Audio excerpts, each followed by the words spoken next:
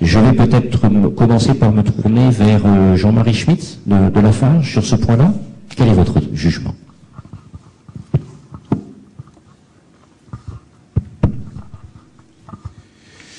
Mesdames et messieurs, bonjour. C'est évidemment un peu une gageure de répondre dans ce temps limité à des questions aussi importantes. Je vais essayer de m'y essayer, je vais essayer d'y parvenir pour respecter les consignes très strictes données par notre président, en évoquant 4 idées.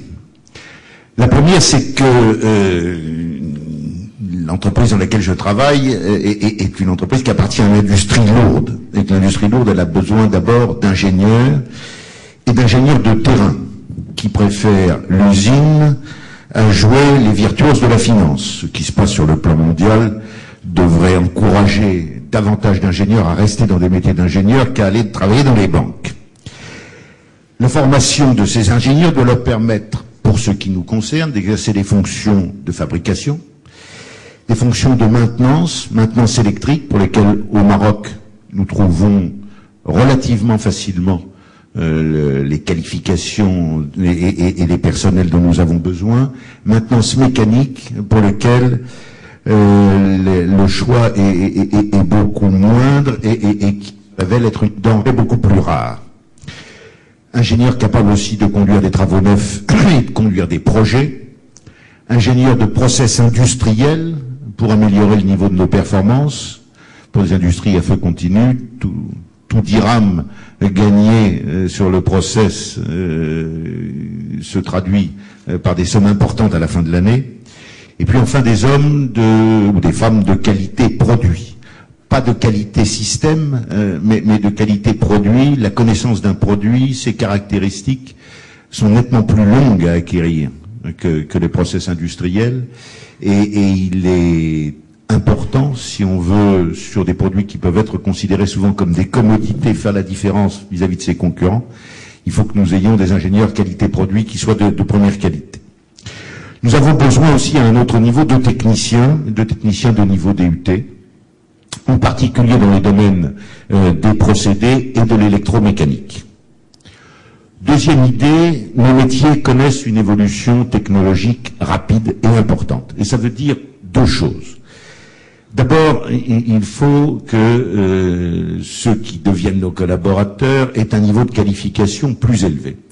Je prendrai un exemple que j'ai vécu. Nous avons fermé en octobre 2003 une vieille cimenterie à Tétouan et nous en avons construit une neuve et très moderne à 15 km de là.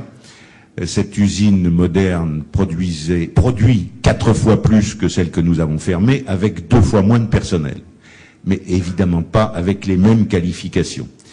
Nous avons plus de la moitié de l'usine composée de cadres et de maîtrise, et nos techniciens et ouvriers sont de niveau DUT ou ont un DUT.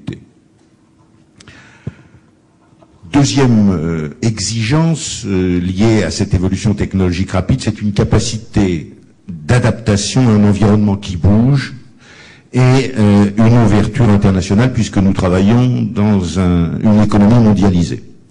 Et c'est pourquoi nous avons besoin de personnes qui ont non seulement une qualification professionnelle, mais une formation générale, j'allais dire même une certaine culture générale, qui leur permettent d'évoluer et de développer une certaine polyvalence. Je crois que ça rejoint d'ailleurs un souhait de plus en plus manifeste des jeunes Marocains de pouvoir exercer durant leur carrière plusieurs métiers. Où l'entreprise leur offre cette possibilité par la mobilité qu'elle organise, les internes et la formation qu'elle donne, ou ils vont la chercher à l'extérieur. Troisième idée. Pour fonctionner, une entreprise industrielle a aussi besoin de compétences non techniques. Heureusement, sinon je ne serais pas là. Et si l'on trouve relativement facilement au Maroc des financiers, des informaticiens, des commerciaux de bon niveau, de bonne qualité, il n'est plus difficile d'en trouver dans le domaine des ressources humaines. Cette fonction n'a émergé que tardivement au Maroc, et je crois qu'elle est pourtant essentielle à un moment où la fidélisation des collaborateurs qui sont de plus en plus sollicités et tentés de répondre à des sirènes extérieures devient un enjeu prioritaire pour les entreprises. Nous sommes sur un marché du travail tendu. Il y a beaucoup d'investissements d'entreprises d'origine internationale qui viennent, qui ont besoin de gens qualifiés et qui... Une minute. Je tiendrai. Sollicite des chasseurs de tête pour trouver les collaborateurs dont ils ont besoin. Et là, je pense qu'il y a un axe de développement pour les formations dispensées au Maroc. Dernier point, je voudrais enfin ajouter que les besoins des entreprises ne se limitent pas au savoir technique, quel que soit le domaine d'application de ce savoir. L'efficacité de l'entreprise, elle repose bien sûr sur la qualité des compétences qu'elle rassemble, mais elle repose aussi et surtout sur leur motivation, leur engagement, leur capacité à travailler ensemble. Et donc je crois qu'il est essentiel que l'encadrement soit capable de susciter cette adhésion aux objectifs de l'entreprise par une communication vraie, d'organiser le travail de façon à encourager l'initiative, la prise de responsabilité et de faire travailler en équipe les hommes ou les femmes dont il a la responsabilité. Alors cela s'apprend, mais les cursus de formation au Maroc, comme d'ailleurs hors du Maroc, sauf des exceptions notables, n'accordent pas à ces éléments qui sont considérés comme soft la place qu'ils méritent et dont c'est ma conviction l'importance ira croissante. C'est, me semble-t-il, une voie de progrès importante que de mettre davantage l'accent dans ces cursus sur les comportements, les savoir-être et le management des hommes. Je crois qu'on ne travaille pas seulement avec son intelligence et ses compétences techniques, mais aussi avec son cœur. Merci. Merci beaucoup de ce descriptif très précis et très concis. 6 minutes et demie, donc on va essayer de ne pas faire chacun 6 minutes et demie, sinon il faudra qu'on aille déjeuner un petit peu plus tard et certains de nos intervenants seront embêtés. Nous avions là donc l'expérience d'un industriel, en industrie lourde. Veolia est une entreprise davantage tournée, bien sûr, vers l'industrie, mais vers l'intégration du service, notamment aux collectivités. Est-ce que, Monsieur Ditch, vous pouvez avoir le plaisir de nous partager votre expérience? Oui, alors... La réponse à la question très concrète et d'actualité, c'est qu'on a aussi besoin d'ingénieurs en ce moment, mais c'est conjoncturel parce que bien évidemment toutes les composantes de l'entreprise aujourd'hui sont sollicitées. Alors la réponse concrète à la question, c'est qu'on a besoin d'ingénieurs de niveau bureau d'études, plutôt dans le nord du Maroc, du côté de Tanger et Tétouan, et dans le domaine de l'assainissement. Voilà la réponse claire à la question, et en ce moment. Alors pourquoi 2-3 mots d'explication pour le développer? Tout simplement parce que le Maroc est en chantier et les sociétés concessionnaires comme nous, effectivement, délivrons un service public, mais devront avant tout construire des infrastructures, des réservoirs d'eau, des canalisations d'égouts, des postes de transformation d'électricité, des stations de pompage. Donc on est dans une phase où on construit les ouvrages qu'on va ensuite exploiter pendant une dizaine, une quinzaine, une vingtaine d'années.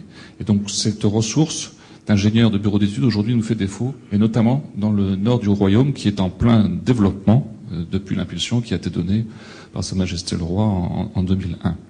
Voilà la réponse très concrète à votre question. Et plutôt dans le domaine de l'assainissement, parce que notre groupe est présent au Maroc pour gérer des services publics, donc distribution d'eau, distribution d'électricité, collecte des ordures ménagères, transport urbain, etc., etc. Mais particulièrement sur le domaine de l'assainissement, assainissement liquide, c'est-à-dire construction des réseaux, entretien des réseaux d'égouts, construction de stations d'épuration des eaux usées, rejet à la mer, réutilisation des eaux usées pour l'arrosage et d'autres fonctions. Ces technologies sont en plein essor actuellement au Maroc et nous y contribuons. Merci de cette concision. Je me permets de vous renvoyer la balle sur les aspects de comportement qu'a évoqué juste précédemment M. Schmitt. Est-ce qu'il y a des éléments complémentaires que vous souhaitez ajouter?